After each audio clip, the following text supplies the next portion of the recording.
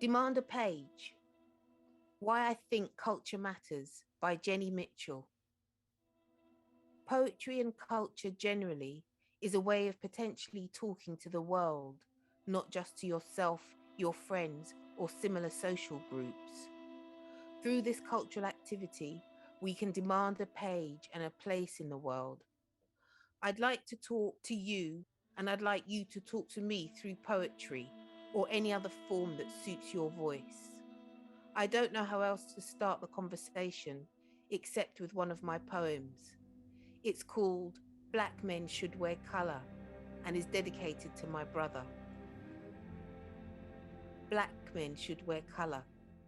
I mean an orange coat, sunlight dripping down the sleeves, a yellow shirt to clash with bright blue trousers, taking inspiration from the most translucent sea. Pink leather shoes, fuchsia might be best to contrast with brown skin. Red socks should add some warmth, so long as they're the only flames to ever touch your feet. A tie could be mistaken for a noose, unless you choose a rainbow swirling on the chest. It will help to show the heart has all the colours in the world. Walk down any street with head held high. I will wave my colours back and we'll both be safe.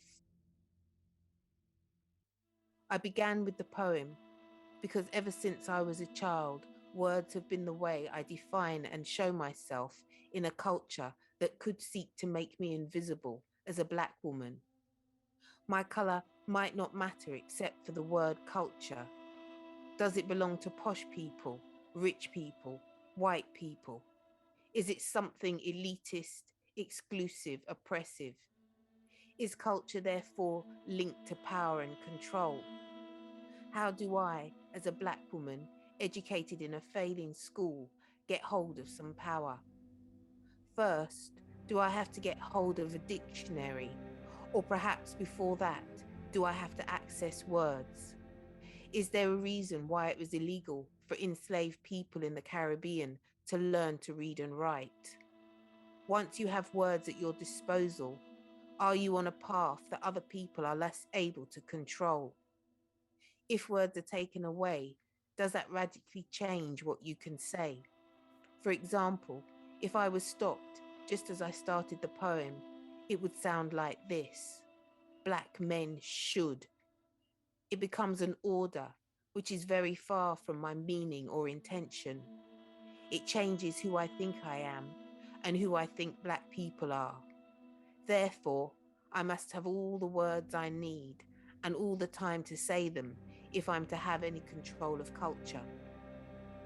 The poem is my attempt to look at the impact oppression has on identity.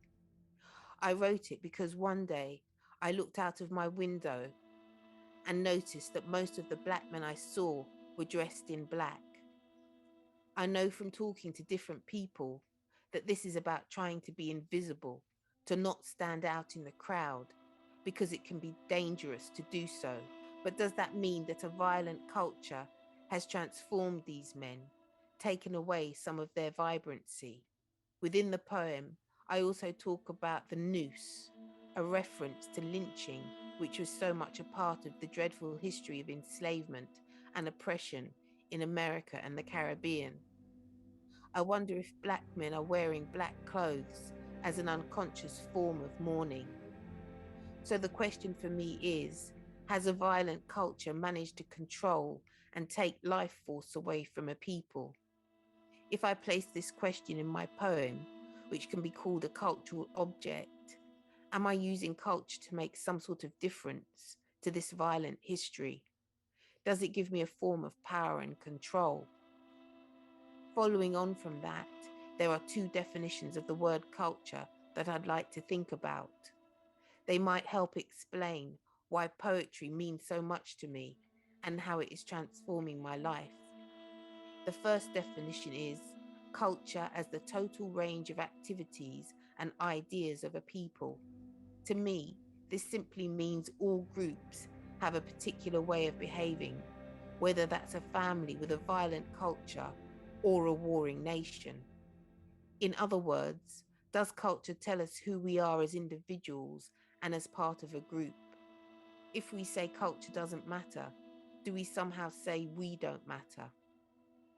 Another definition of culture is a particular civilization at a particular time. I like the idea that if you have a culture, you are civilized. Can civilized people be oppressed? If not, how can they be enslaved? If they can't be enslaved, does that mean they're free? So, by taking control of culture on some level, do I help heal a history in which people like me were enslaved? If so, then culture has in some way freed me, and that matters on a personal level, but also as a form of reparations for the past. I'd like to end with another poem written when I was on the receiving end of very casual racism, the kind that can appear to be well meaning. The poem's called How I Write About Enslavement. I dig bones from a grave carried on my back, lay them on the page, blood full stops. Chains are brought up next, a tangled weight. Whips, the overseers soaked in salt, start a fire on my skin. Deep wounds turn into welts, flower into sentences. My body folds, neck wrenched to feel the rope pulling at my neck. Knees quake, each organ fills with names, the children sold, their cries tamped in my throat, locked away for safety's sake, until they scream, break free, demand a page. What does this have to do with culture?